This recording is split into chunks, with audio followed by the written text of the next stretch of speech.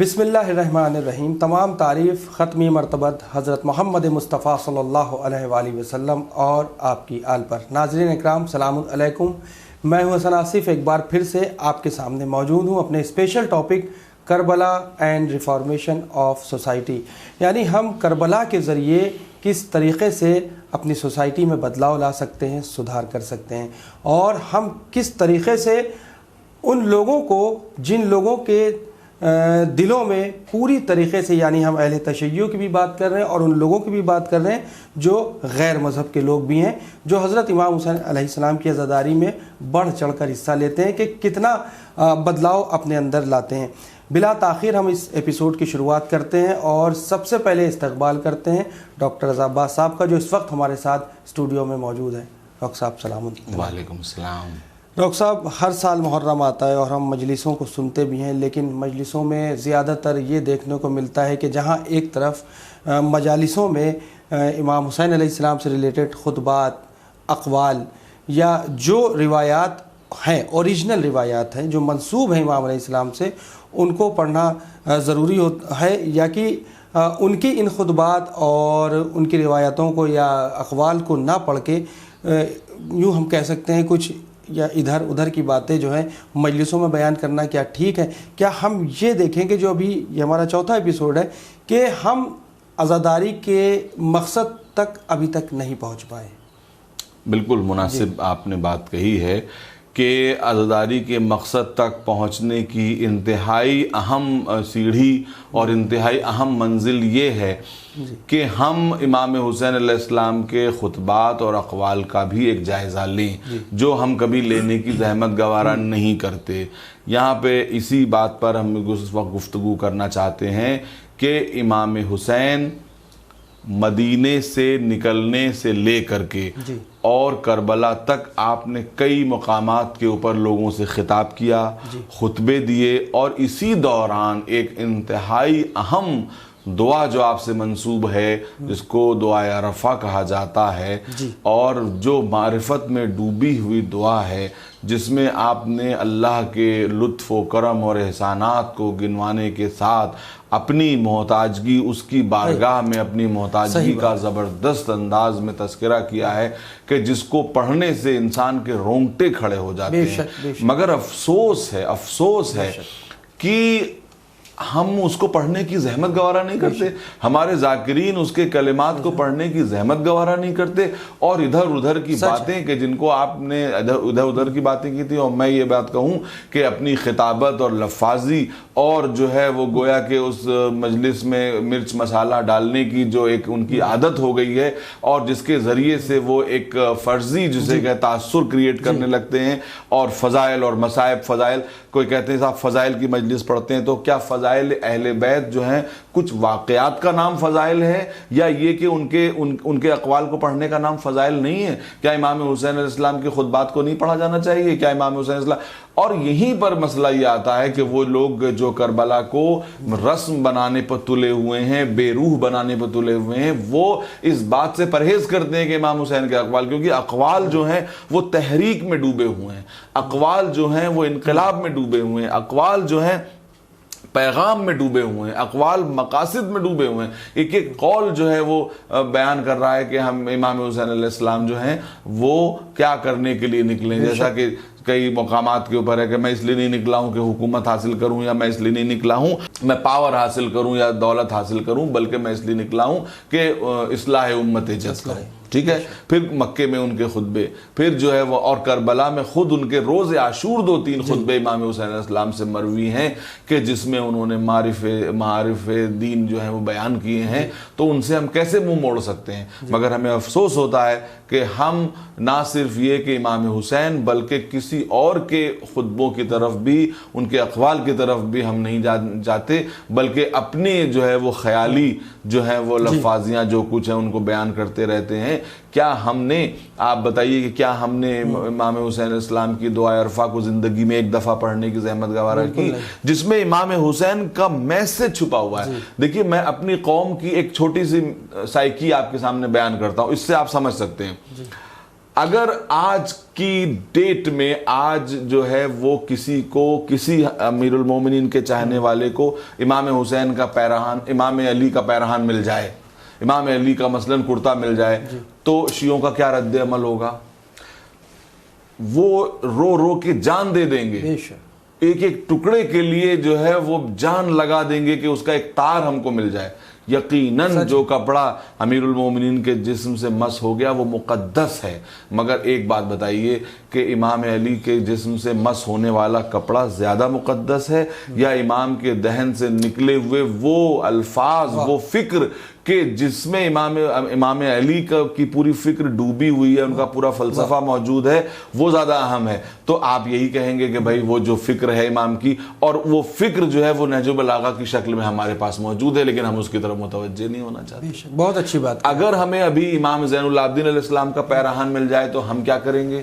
اور امام زین العابدین علیہ السلام کی فکر صحیفہ سجادیہ کی شکل میں ہمارے سامنے موجود ہے، لیکن کبھی ہم توجہ دینے کی زحمت گوارا، اتنے سارے معجزے ہونے کے باوجود معجزے ڈھونڈتے ہیں اور زحمت گوارا نہیں کرتے کہ ہم صحیفہ کاملہ کو پڑھیں، اور ہم جو ہیں وہ کسی ایسے پیرہن کی تلاش میں ہوتے ہیں کہ ایسا کچھ مل جائے۔ ارے یہ تو ان کی فکر ہے، ان کی زبان سے نکلے ہوئے معجز نما الفاظ ہیں، کیا آپ ان کو پڑھنے کی زحمت گوارا نہیں کریں گے؟ تو حضور کسی کے پاس پڑھنے کے وقت نہیں ہے، بس ہاں دیکھیے وہ یعنی غنا میں ڈوبے ہوئے نوحے سننے کا جو ہے وہ خوب ٹائم ہے، لیکن میوزک کے ساتھ جو ہے وہ بجنے والے نوحوں کو سننے کا خوب اچھا وقت ان کے پاس موجود ہے، لیکن کسی بھی وقت جو ہے وہ امام کے افکار کو پڑھنے کا ہم کہتے ہیں کیوں اتنا تکلیف لیتے ہو اپنے جسم کے اوپر؟ ایک ہی خطبہ کبھی پڑھ لو۔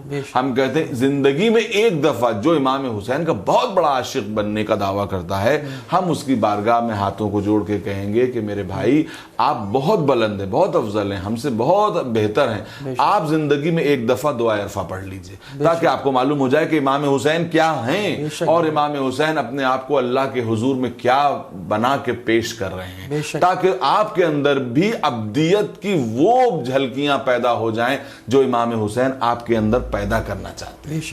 تو یہ کر لیجئے، آپ زندگی میں ایک دفعہ تو پڑھ سکتے ہیں یا ایک دفعہ بھی نہیں پڑھ سکتے، تو یہ تبدیلی ہمارے معاشرے میں آنا بہت ضروری ہے۔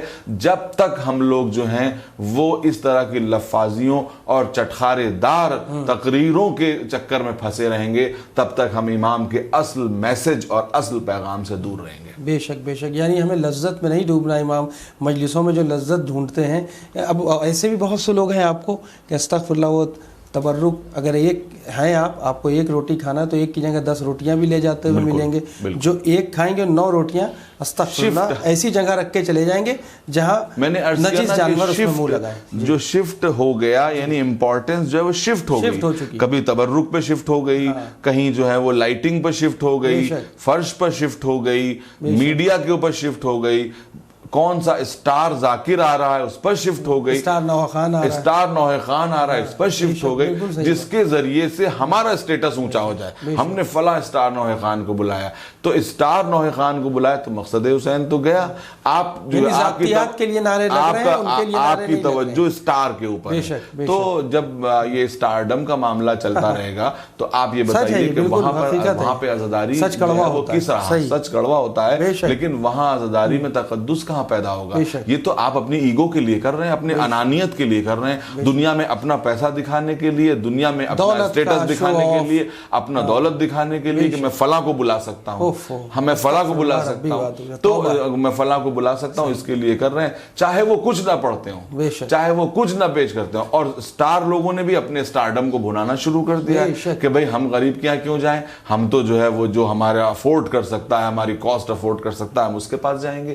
تو یہ سلسلہ چل رہا ہے، منڈیاں سجتی ہیں، ریٹ لگتے ہیں، بھاؤ لگتے ہیں، تول مول ہوتا ہے، اور اس کے بعد جو ہے یہ لوگ اپنی بکی ہوئی زبان اور اپنے بکے ہوئے جو ہے وہ الفاظ لے کر کے پہنچ جاتے ہیں اور کہتے ہیں کہ صاحب ہم رلانے آئے ہیں، کہتے ہیں کہ ہم امام حسین علیہ السلام کے بارے میں دنیا کو بتانے آئے ہیں، نہ یہ امام حسین کے بارے میں اچھی طرح سے بتاتے ہیں اور نہ ہی یہ مقصد حسین کو بتاتے ہیں، بلکہ اصل میں تو یہ لوگ اپنی جیب گرم کرتے ہیں، اپنا الو سیدھا کرتے ہیں۔ بالکل آپ نے سچ کہا، یہی ہو رہا ہے، یہی زمانے میں دکھ بھی رہا ہے. جس طریقے سے ایک طرف دیکھا جائے کربلا میں تو ہمیں مساوات کا درس ملتا ہے، لیکن وہیں کچھ ایسے بھی لوگ ہیں جو اپنی ذاتیات کے چکر میں آپس میں جھگڑتے ہیں اور دم بھرتے ہیں کہ ہم امام علی اور امام حسین علیہ السلام کے چاہنے والے ہیں.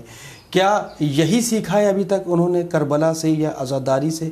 ان کی مقصد ابھی تک سمجھ میں نہیں آیا کہ کیا مقصد ہے کربلا میں شہادت امام مظلوم. میں نے عرض کیا نا کہ کربلا میں امام حسین کی شہادت قیامت تک انسانیت کو بچانے کے لیے تھی، اسلام کو بچانے کے لیے تھی، شریعت کو بچانے کے لیے تھی، عدل و انصاف کو بچانے کے لیے تھی، یہ سب کرنے کے لیے تھی. ہم نے اس کو کیا سے کیا بنا دیا، اور سب سے بڑی بات یہ ہے کہ ہم نے اس کو ایک داستان بنا دیا.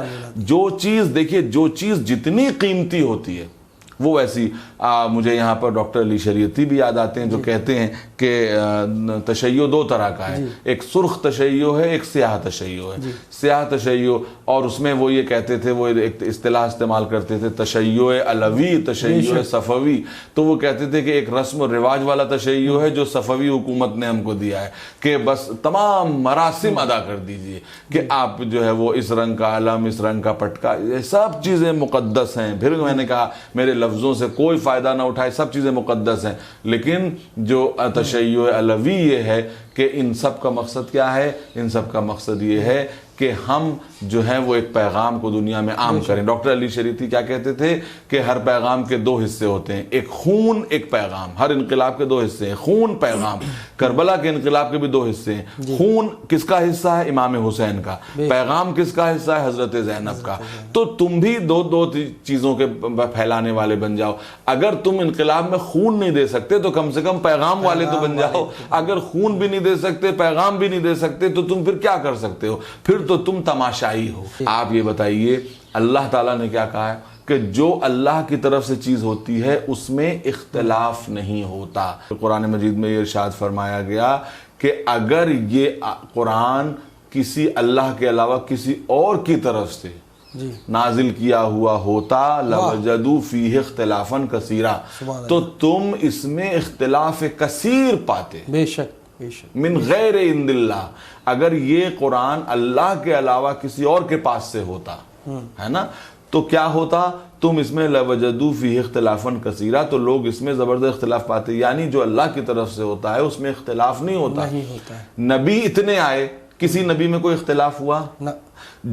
جتنے نبی آتے تھے وہ یہ کہتے تھے پہلے والا بھی صحیح ہے اور آنے والا بھی صحیح ہوگا.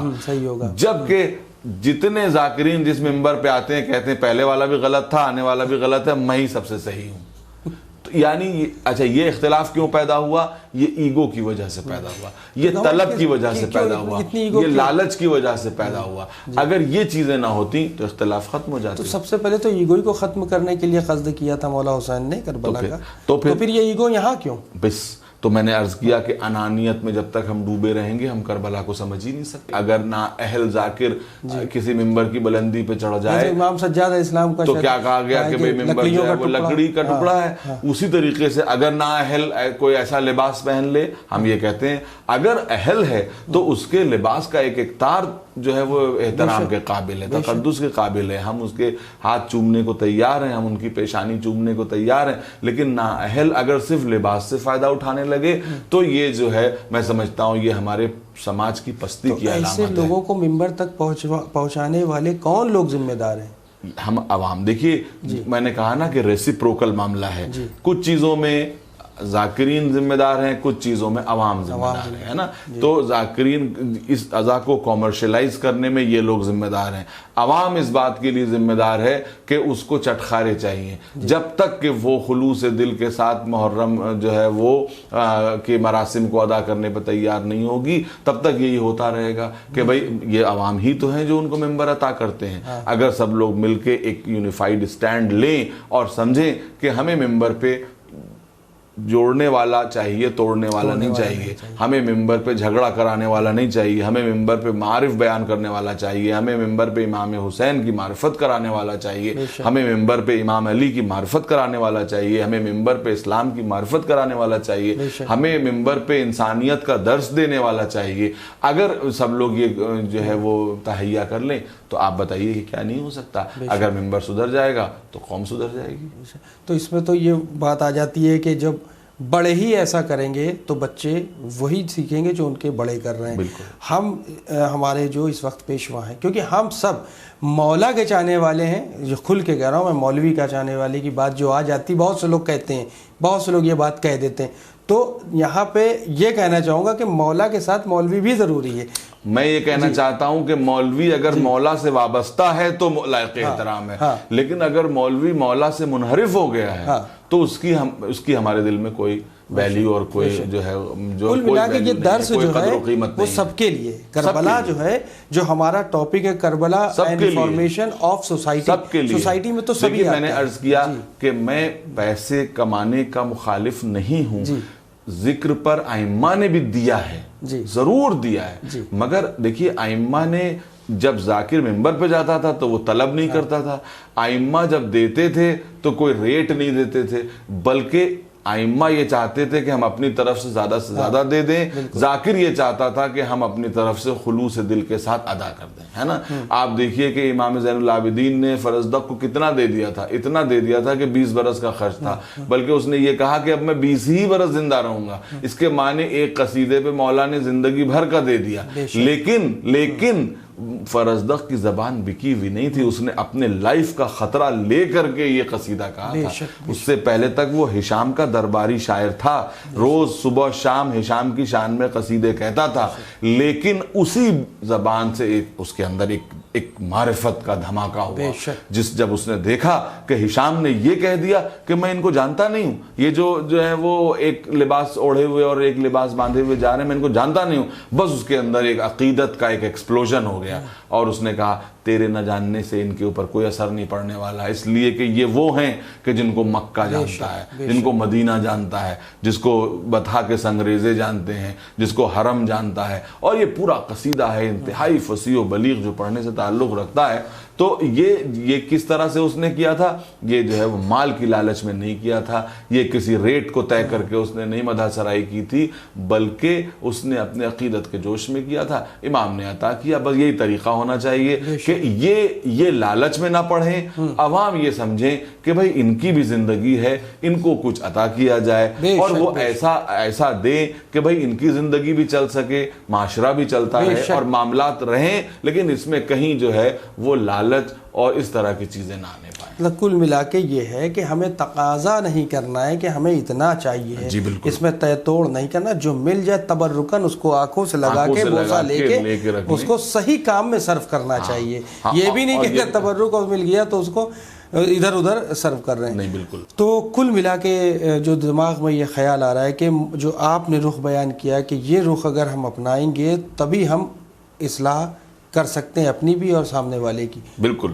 دیکھیے دین کو ہم ہمیشہ کہتے ہیں کہ عالم دین کی ضرورت ہے, لیکن کبھی کبھی ایسا نہ ہونے پائے کہ ڈیمانڈ جو ہے وہ بہت کم ہو اور ڈیمانڈ سے زیادہ سپلائی ہونے لگے, اور وہ سپلائی جو ہے وہ یہ چاہے کہ قوم ہماری کفالت کرے. دیکھیے آپ جو ہیں وہ کوشش یہ کریں, آپ ذاکر اہل بیت ہیں, عالم دین ہیں, کوشش یہ کریں, ایسا ناممکن نہیں ہے کہ آپ جو ہیں وہ اس کے ساتھ ساتھ اپنے رزق کا کچھ انتظام نہیں کر سکتے. کوشش کیجئے کہ آپ کے رزق کا بھی انتظام. اور مجھے یہاں پہ پھر علی شریعتی کی وہ دعا یاد آتی ہے, پالنے والے تو ہمیں اس لائق بنا دے کہ ہم دنیا کی روٹی کھا کے دین کی خدمت کریں, نہ کہ ہم ایسے بن جائیں کہ روٹی تو دین کی کھائیں, خدمت دنیا کی کریں. تو ایسے بھی ہو رہے ہیں کہ ہمارا رزق تو پورا کا پورا دین سے آ رہا ہے اور ہم کمیٹڈ ہیں دین سے نہیں بلکہ دنیا سے کمیٹڈ ہیں. ایسا آج دیکھنے کو مل رہا ہے.